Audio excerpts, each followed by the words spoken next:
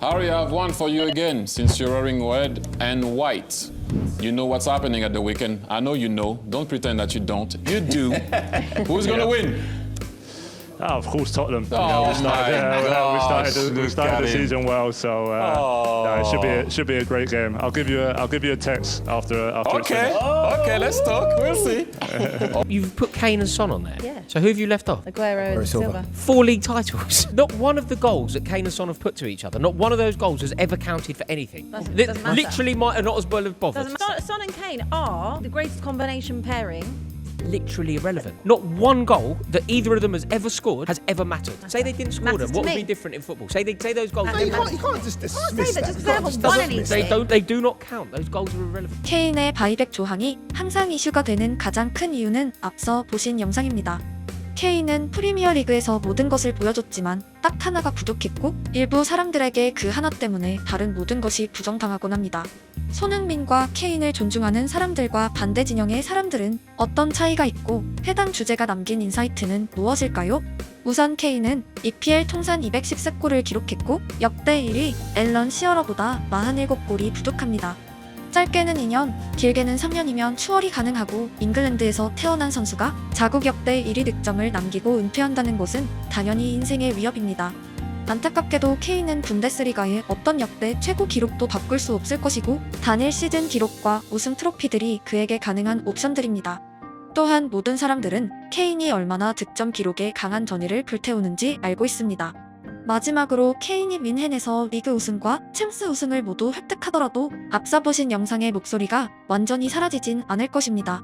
자국에서 우승하지 못했기에 독일에서 그것도 10년간 10번은 우승하는 최강팀의 트로피를 나눠 가진 선수가 될 것이고 PL의 역대 최고 기록을 언급하는 모든 자리에서 꼭 이런 패널은 등장할 것입니다. 해당 이유로 여전히 킹을 비롯한 케인을 겪은 많은 사람들이 그가 PL로 돌아올 것이라 믿고 있습니다. 재밌게도 손흥민이나 케인을 존중하는 사람들은 우승 없이도 그들 자체의 커리어로 평가하고 반대 진영에선 모든 상황에서 트로피를 말합니다. PL 역대 최고 합작골의 주인공들에겐 때론 가혹한 축구계이고 우승이 전부인 사람들에겐 끝도 없이 등장시킬 주제입니다. 손케 듀오의 트로피가 특히나 이슈가 되는 가장 큰 이유는 그들만큼의 개인 커리어를 가진 선수들 중에 리그 타이틀이 없는 선수는 찾기 힘들기 때문이고 특히 득점왕 가운데는 더욱 희소합니다. 손흥민은 PL 역대 공격 포인트 15위에 올라있고 올 시즌 안에 반페르시의 기록 추월이 유력합니다. 당연한 말이지만 리그 우승 타이틀은 역대 15명이 아니라 매년 20명 이상이 가져가기에 역사란 단어가 붙어있는 기록 보유자에게 그 트로피가 없다는 것이 큰 주제가 되었습니다. 많은 사람들이 간과하는 것은 손케 듀오의 소속팀이 토트넘이었다는 것입니다. 두 명이 맨유나 아스널 소속이었지만 팀의 몰락을 이끌고 개인 기록만 챙긴 선수였다는 것과는 비교가 되지 않는 스토리입니다. 그들은 미래의 시어러와 흡사한 형태의 목소리가 양분될 것입니다. 시어러의 개인 기록은 역대 최고이지만 팀 커리어에선 저평가받으며 일부 사람들에겐 오히려 뉴캐슬만을 고집하고도 올린 득점 때문에 더욱 존경받는 양면성입니다. 통산 공격 포인트 1위인 시어러와 루니는 우승 트로피로는 비교조차 불가능하지만 사람들에겐 결국 두 명 모두 국가적 레전드로 남아있습니다. 다만 선수 개인의 목소리는 조금 달랐습니다. 1등은 1등이고 2등이나 3등은 아무것도 아니다. 은퇴 후 앨런 시어러가 남긴 말입니다. 엄청난 승부욕을 가진 시어러는 우승하기 싫어서 뉴캐슬에서 은퇴한 것이 아니었고 오히려 누구보다 이기고 싶었던 남자였기에 맨유나 아스널에서 거두는 당연한 우승보다 고향팀으로 그들 모두를 제압하길 바랐습니다. 다시 그의 은퇴 후 말을 주목하면 승부사에 아쉬움이 깊게 녹아있습니다. 평생을 도전한 남자였고 자국 대부분의 스트라이커들에게 가장 존경받는 공격수로 군림했지만 손에 닿을 듯 말 듯하다 끝내 놓쳐버린 금속 덩어리를 향한 열망이 담겨있기 때문입니다. 뉴캐슬의 마지막 1부 리그 우승은 1927년이었기에 그가 얼마나 역사적인 도전을 펼쳤는지 상상되시나요? 시어러의 1등에 대한 회고는 오래도록 손흥민이나 케인에게도 포착되는 감정입니다. 스포츠 선수이기에 그저 이기고 싶어하는 산소 같은 감정입니다. I want to win. I want to win a trophy. I'm not calling I'm legend from this club right now. I want to maybe win something. 이전 영상에서 자주 언급했지만 모두가 우승이 어렵다던 토트넘에서 손흥민과 케인 스스로는 매년 가능하다고 믿으며 시즌을 시작했던 가장 큰 이유는 서로의 존재가 있었기 때문일 것입니다. 득점왕급 공격수가 2명이 있는 팀이자 월마다 정해지는 리그 베스트 11에 심심찮게 들어가는 선수들. 그들에겐 7번과 10번이 동료라는 사실은 경쟁을 가능하게 만든 원동력이었습니다.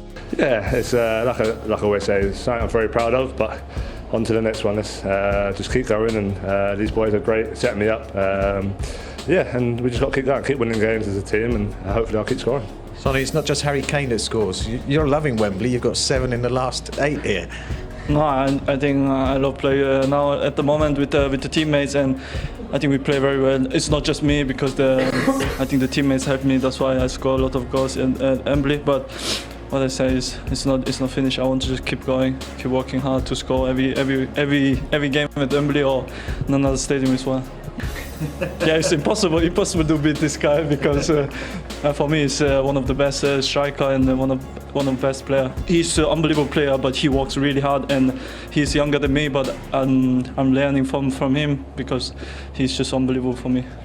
Harry, you saw Chelsea. Look, who knows what could happen? We just got to keep going as a team, and let's see. Good man. The man of the match tonight was Sonny next to you. I'm my friend. Thank you very much. Yeah, we've just been, both of us have, I think, just improved along that process and become a bit more prolific. So, yeah, he's a great player, but a really great guy as well. 4골차 승리를 거둔 날 2명 모두 이구동성으로 오직 다음만을 말하고 있었습니다.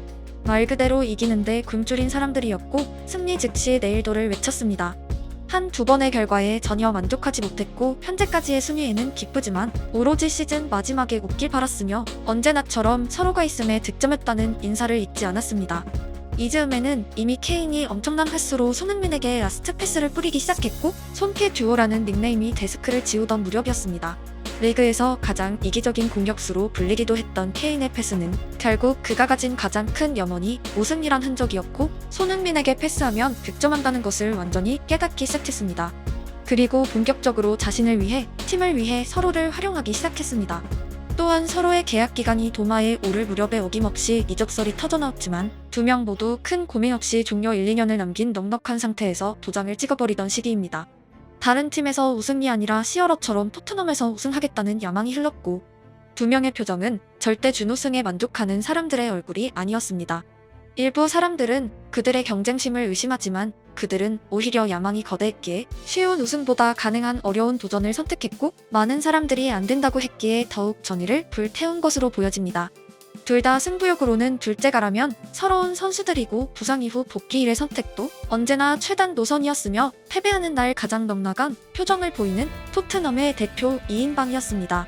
우승팀 이적이 때론 거대하게 보여지지만 득점왕 레벨 혹은 리그의 대표급 선수들이 소속팀의 재계약 제안을 거부하고 FA를 획득하며 주급을 대폭 삭감시키고 아무 우승팀으로 향하는 케이스에선 해당 클럽이 거부할 이유가 별로 없습니다.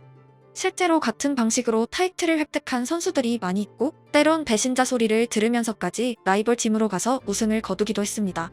과연 솔 캠벨이 우승 트로피가 있다는 이유로 손캐보다 위대한 선수로 기억될까요? 인간은 생명이 다하면 재산도 트로피도 아무것도 가져갈 수 없지만 존중만은 육신이 사라져도 소멸되지 않습니다.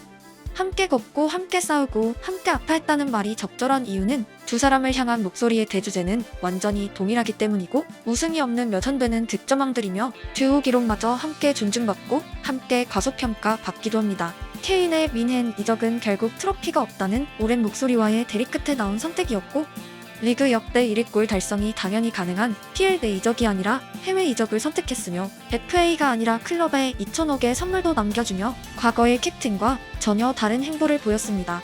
손흥민 또한 그때 케인처럼 올 시즌이 끝나면 FA를 1년 남겨두게 됩니다. 케인이 없는 토트넘에서 손흥민이 재계약 서류를 받아든 것은 이번이 처음이고 많은 사람들이 올 시즌 이후에 거취를 주시하는 이유는 과거에 비해 손흥민이 토트넘에서 우승하겠다는 야망을 품기에 상황이 좋지 않기 때문입니다.